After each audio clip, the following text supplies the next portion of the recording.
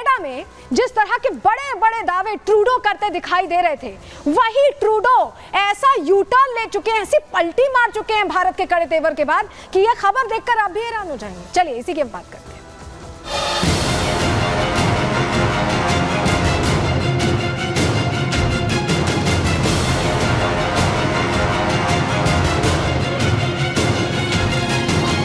This is a pretty big win for the Indian narrative right now. In Canada, we have long recognized the serious problems of Khalistani violent extremism.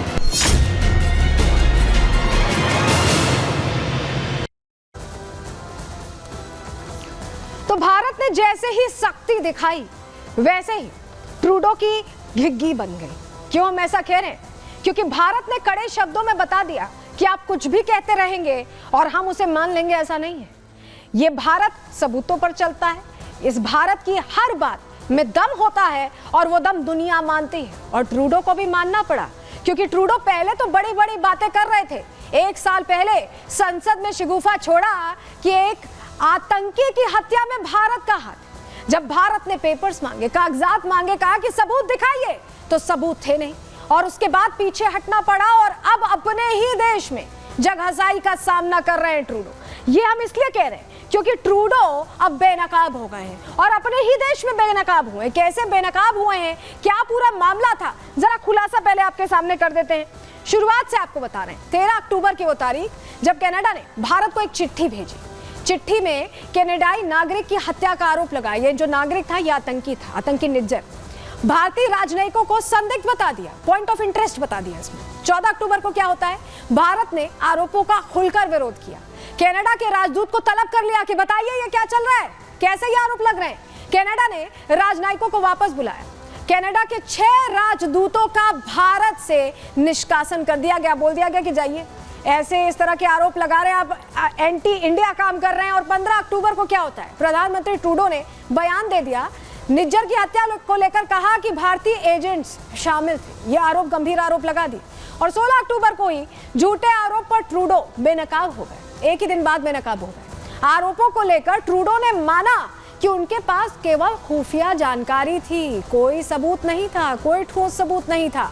Trudeau सरकार ने रविवार को एक letter भेजा, भारतीय high commissioner पर गंभीर आरोप लगाए, और उसके बाद जब सब कुछ सामने आया तो उनके पास कोई सबूत नहीं था। भारत कह भी रहा था कि आप सबूत दीजिए, लेकिन सबूत नहीं दिया गया। लेकिन आपको बताएं कि पहले आरोप और यू टर्न अब कैसे लिया है।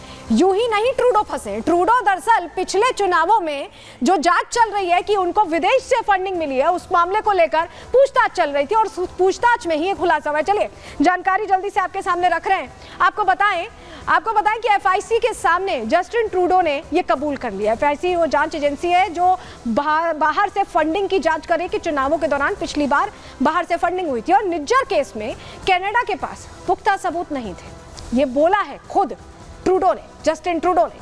कनाडा ने भारत के साथ कोई सबूत साझा नहीं किए। ये एक तरह से कबूलनामा है ट्रूडो का। भारत से सिर्फ प्रारंभिक खुफिया जानकारी साझा की, यानी जो सिर्फ टिप ऑफ मिला था, जो इनपुट मिला था, वो साझा किया, और उसके बिना पर इतना कुछ कर गए। फाइव आइज से ये खुफिया जानकारी मिली थी। फाइव आइज आपको बताएं वो देश हैं, न्यूजीलैंड को छोड़ के जो बाकी देश हैं, ब्रिटेन है, अमेरिका है, कनाडा है, ये वो देश हैं जो लगातार भारत के खिलाफ अलग अलग आर्टिकल्स छाप रहे थे, भड़का रहे थे, और जानकारी के से स्पष्ट हो गया कि भारत इसमें शामिल था। यानी जो आर्टिकल्स वहां छप रहे थे उसको बेस बनाकर, बिना किसी साक्ष्य के, बिना किसी एक तरह से पूरे ठोस सबूत के, ट्रूडो ने ग्लोबली अपनी जगहसाई करा ली है, इतनी बड़ी बड़ी बातें कर ली है। रिपोर्ट आपको दिखा रहे हैं।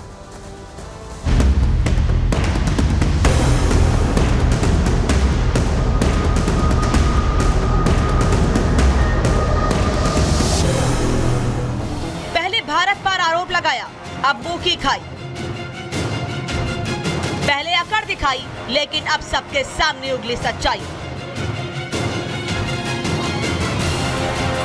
कनाडा के प्रधानमंत्री जस्टिन ट्रूडो का झूठ पकड़ा गया है। पूरी दुनिया के सामने ट्रूडो बेनकाब हो चुके हैं, क्योंकि पहले भारत के राजनयिकों पर आरोप लगाने वाले ट्रूडो अब खुद ही अपनी बॉल पर आउट हो गए। खुद ट्रूडो ने मान लिया है कि उनके पास आरोप लगाने से पहले कोई ठोस सबूत नहीं थे, सिर्फ खुफिया जानकारी ही उनके झूठे आरोपों का आधार थी। ट्रूडो का ये कबूलनामा इसलिए भी अहम है क्योंकि कनाडा जहां एक तरफ ये दावा करता है कि उसने निज्जर हत्याकांड से जुड़े सबूत भारत को दिए थे, वहीं भारत लगातार ट्रूडो के इस दावे को नकारता रहा। उधर ट्रूडो ने FIC के सामने सच बताया तो इधर MEA ने बयान जारी करते हुए कहा कि हमने जो सुना है वो इस बात की पुष्टि करता है जो हम लगातार कहते आ रहे हैं कि कनाडा ने भारत और भारतीय राजनयिकों के खिलाफ लगाए गंभीर आरोपों के समर्थन में हमें कोई सबूत पेश नहीं किया है। इस नुकसान की जिम्मेदारी सिर्फ ट्रूडो की है। इतना ही नहीं, खुद कनाडा में विपक्ष के नेता भी ट्रूडो के कबूलनामे के बाद ट्रूडो सरकार को जमकर घेर रहे हैं और एक पत्र लिखकर ट्रूडो के दावों के पीछे की साजिश से पर्दा उठा दिया है। पाई लिब्रे ने पत्र में लिखा है कि कनाडा में चीन का दखल बढ़ रहा है, लेकिन ट्रूडो चीन के बढ़ते दखल पर चुप क्यों है? ट्रूडो चीन की खुफिया एजेंसी की गोद में बैठे हैं। ट्रूडो सरकार ने भारत के मामले में चीन को भी जानकारी दी है। अगर ट्रूडो सरकार के पास कोई सबूत है तो वो देश से साझा करें, जनता के सामने सारे सबूत रखें और बताएं, लेकिन वो ऐसा नहीं करेंगे क्योंकि उनके पास कोई सबूत नहीं है। साफ है कि ये वही ट्रूडो है जो पहले भारत को घेरने की कोशिश कर रहे थे, दूसरे देशों के इशारे पर आरोप लगा रहे थे, लेकिन अब जब सच्चाई बोलनी पड़ी है तो अपने ही घर में घिर गए। भारत ने तो नकेल कसी ही, कनाडा के नेता ही ट्रूडो को खरी खोटी सुना रहे हैं। मतलब जो ट्रूडो झूठे आरोपों की बुनियाद पर राजनीतिक बिल्डिंग खड़ी करना चाहते थे वो अब भरभरा कर गिरी है। खालिस्तानियों को खुश करने के लिए जो ट्रूडो ने हवाई फायरिंग की थी वो गोली खुद उनकी राजनीति को भेज चुकी है। PM की कुर्सी बचाने के चक्कर में भारत से तो दुश्मनी मोल ली ही, अब तो विदेशी मंच पर उनकी पूरी तरह पोल खुल गई है। Bureau report, Republic Bharat. तो ट्रूडो के लिए हालात अब ऐसे हो गए हैं कि उनके देश में उन्हीं के पार्टी के सांसद अब उनसे इस्तीफा मांग रहे हैं और दुनिया में मजाक उड़ा वो अलग।